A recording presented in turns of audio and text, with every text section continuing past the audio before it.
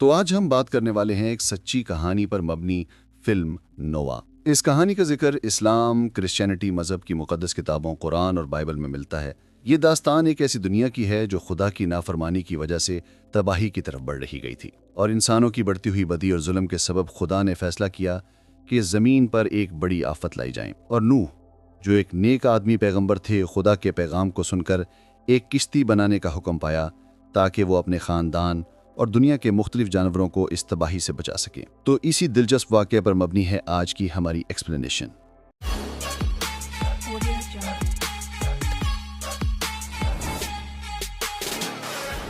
Film की शुरुआत में हमें बताया जाता है कि किस तरह खुदा ने आदम और हव्वा को जन्नत से बाहर निकाल दिया था। तब उसके बाद आदम के 3 बेटे पैदा हुए, हाबील, काबील और शीत। लेकिन हाबील ने काबील को मार दिया और मशरिक की तरफ भाग गया। मशरिक में आने के बाद वॉचर्स ने उसे पनाह दी। वॉचर्स वो थे जिन्हें खुदा ने जन्नत से निकाल दिया था, और वॉचर्स की मदद से काबील की सल्तनत फैलती चली गई और अब ये पूरी एक तहजीब बन चुकी थी। लेकिन इनके अंदर बुराइयां और खुदा से नाफरमानी फैल चुकी थीं, जो धीरे धीरे पूरी दुनिया को खत्म कर रही थीं। और वहीं दिखाया जाता है कि शीत के बेटे की भी 6 नस्लें गुजर चुकी हैं, और उसकी 7वीं नस्ल के बेटे का नाम लेमिक होता है, और लेमिक के बेटा भी होता है जिसका नाम है नूह। लेमिक अपने बेटे नूह को अपने बाबा अजदाद के बारे में जब बता रहा होता है तो उन्हें कुछ आदमियों के आने की आवाज आती है जो एक जानवर का शिकार कर रहे थे।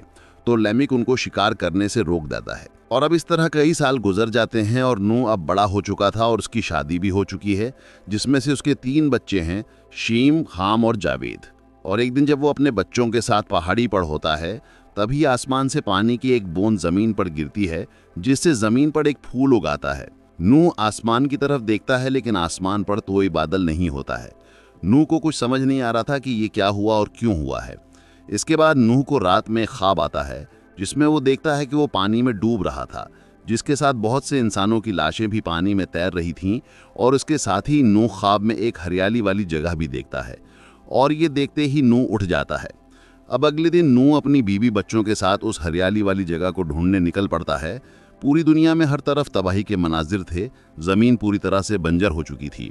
और अब रास्ते में नूह को एक जख्मी बच्ची मिलती है जिसका नाम ईला था, और तभी वो देखते हैं कि उन्हें मारने के लिए बहुत से लोग आ रहे हैं, इसीलिए ये इस बच्चे को उठाकर आगे भागने लगते हैं।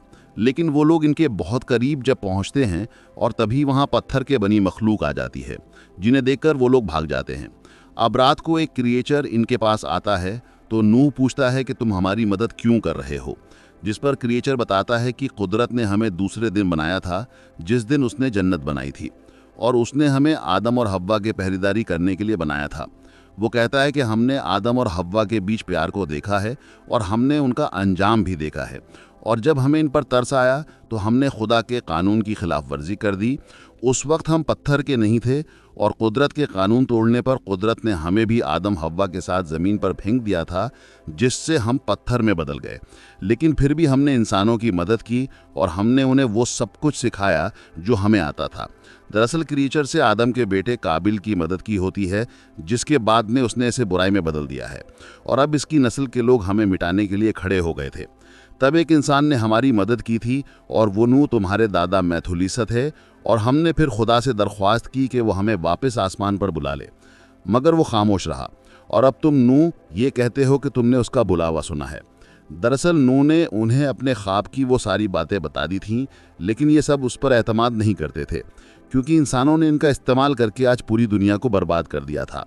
अब ये सब उस पर्वत तक पहुंच जाते हैं जो नूह ने अपने ख्वाब में देखा था, और जब नूह उस जगह पर जाता है तो वहाँ वो अपने दादा मैथुलिस को पाता है, और नूह उन्हें अपना ख्वाब बताता है कि उसने पूरी दुनिया को पानी में गर्क होते हुए देखा है, लेकिन इससे बचना कैसे है ये मैंने नहीं देखा है।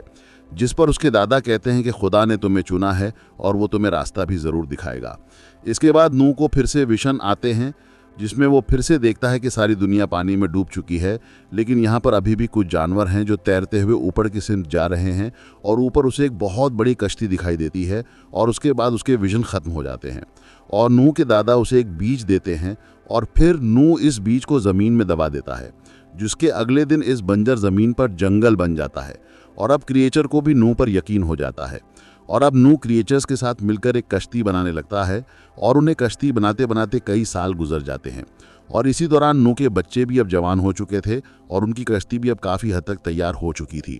और फिर एक देखते हैं जहां आसमान पर परिंदों का एक बहुत बड़ा झुंड गुजरता हुआ आता है, क्योंकि खुदा का ये हुक्म था कि हर उड़ने वाले और ज़मीन पर रहने वाले जानवरों से एक एक जोड़ा इस कश्ती में सवार होगा, ताकि जब दुनिया तूफान से ख़त्म कर दी जाए तो हर एक नस्ल का जानवर बचे रहे और जो आगे चलकर एक नई दुनिया की शुरुआत हो सके। और इसके साथ साथ अब यहाँ पर चलने वाले रेंगने वाले जानवर भी कश्ती में आ जाते हैं और ये देख नूह को समझ जाता है कि अब वो वक्त आने वाला है। लेकिन तभी यहाँ पर हाबील की नस्ल के वो लोग आ जाते हैं जो ज़मीन पर फितना और फसाद मचाते थे। उनका सरदार नूह को धमकी देता है कि वो खुदा से नहीं डरता और अगर उसने हमें तबाही करना है तो फिर नूह की कश्ती समेत हर चीज़ को फना कर देगा। लेकिन तभी वो क्रिएचर्स इनके सामने सीसा पिलाई हुई दीवार बन जाती है और अब यहाँ घमासान की जंग शुरू हो जाती है। और इससे पहले कि वो कश्ती को बर्बाद करते कि तभी ज़मीन के नीचे से पानी फटने लगता है और फिर देखते ही देखते हर तरफ पानी का तूफान बर्पा हो जाता है, जिसके साथ सभी नाफरमान लोग गर्क हो जाते हैं और नूह की कश्ती समुद्र की लहरों को चीरती हुई आगे बढ़ जाती है। लेकिन तभी नूह का छोटा बेटा ये देखता है कि वो सरदार भी कश्ती के अंदर आ चुका था। दरअसल नूह के बेटे ने ही उसकी मदद की थी क्योंकि वो अपने बाप से बदला लेना चाहता था। वहीं दूसरी तरफ नूह को पता चलता है कि उसके बड़े बेटे की बीवी माँ बन गई है, जिससे नूह परेशान हो जाता है क्योंकि उसे लगा कि शायद ये खुदा के हुक्म के खिलाफ किया होगा। और अब दूसरी तरफ सरदार नूह को जब मारने वाला होता है तो नूह का छोटा बेटा उसी सरदार को मार देता है। और अब उनकी कश्ती भी एक चट्टान के साथ टक्कर कर रुक गई थी, जिसका मतलब तूफान ख़त्म हो चुका था और जिसे देखकर सभी खुश हो जाते हैं और ये एक जजीरे पर पहुंच जाते हैं। लेकिन हाम अपने ख़ानदान को छोड़कर वहां से चला जाता है और इस तरह नूह अपने ख़ानदान के साथ एक नई इंसानी नस्ल की शुरुआत करता है। और इसी के साथ ये कहानी यहीं पर ख़त्म हो जाती है।